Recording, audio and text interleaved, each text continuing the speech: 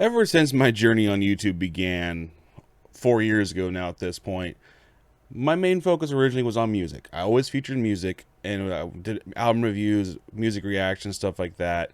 Mainly reviews at the beginning. So I've never been a stranger to copyright. In the music world, that's to be expected. And as we also moved on to include the Smosh reactions and other videos like that, copyright is commonplace.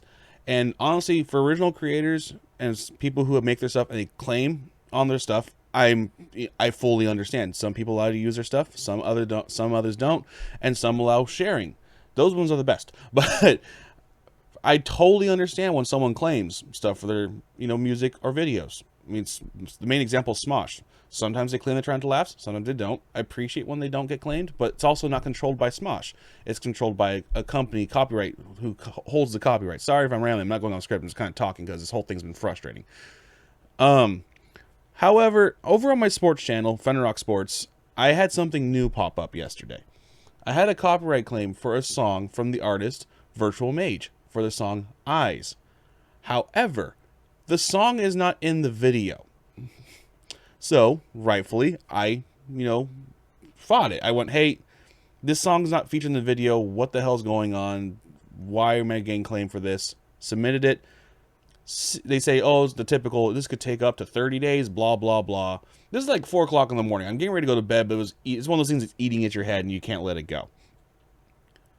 15 minutes go by. I get the email back saying the company, let me get the company's name because actually I have it right here. I went ahead and messaged the artist, Virtual Mage, which if you guys like synthwave music, go check it out. It's awesome music. They do a great job over there. Actually, I love synthwave. That's why I'm starting to include them in the videos because it's good background music and it's just easy to vibe out to. Virtual Mage makes some good stuff. So, but the company who did the claim on their behalf, which is who they use for copyright stuff on YouTube, I use Songcast. Yeah, Songcast for my music, but the video was done by Route Note, who is the copyright holder for them. And they're the ones who did the claim, and they're the ones who did the quote-unquote manual review and upheld the review, saying, we still believe our copyright is being used, we're upholding the copyright. So I reached out to Virtual Mage, and shout out to you. Thank you for talking with me, working this through, helping explain the situation. Apparently this has actually been an issue in the past of them recognizing the song Eyes, but mistaking it for Eyes instead of their song Sleepy. And I went and checked. I used one of the synthwave royalty-free things on Spotify to get the music, and it was in fact the song Sleepy. So it means the problem in the past with the copyright people auto-recognizing this and then still upholding it. So even my problem is nowhere near 1000% not with Virtual Mage. Again, thank you so much for working with me, talking with me about this. It's awesome. You're willing to help me out more? The fact at least it's the same artist, I'm willing to let the copyright stay, especially since I can't monetize that channel anyway because it's still too small. But here is my problem. It's with these companies who hold the copyrights, who just throw out copyright claims on videos, especially false ones, naming the wrong song. Because here's what the problem is. Again, I fully am okay with copyrights for owners or companies, when they're actually stuff that's in the video, it gets claimed.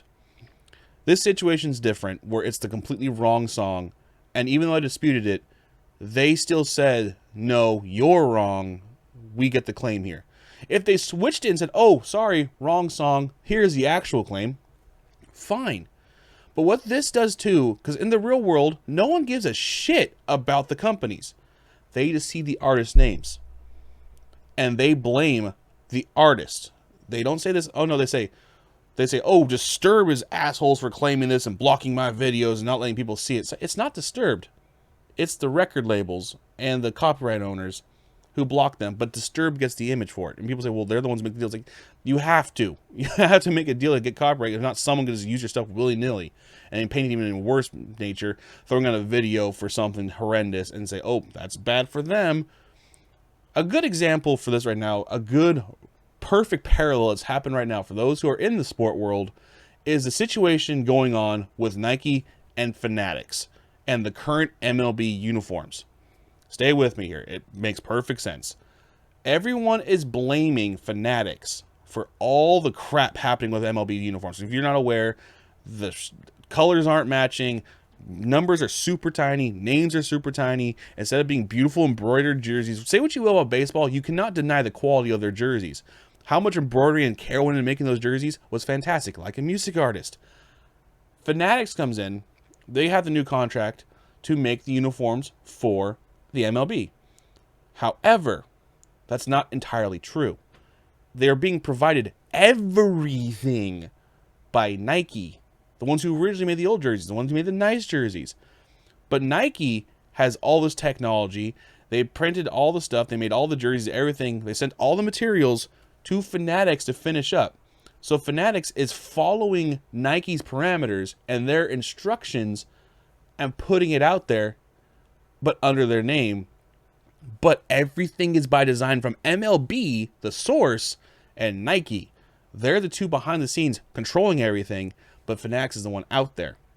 Now, some people see that. I follow Brody Brazil. He's following this spectacularly. I hate that word. I can't say it.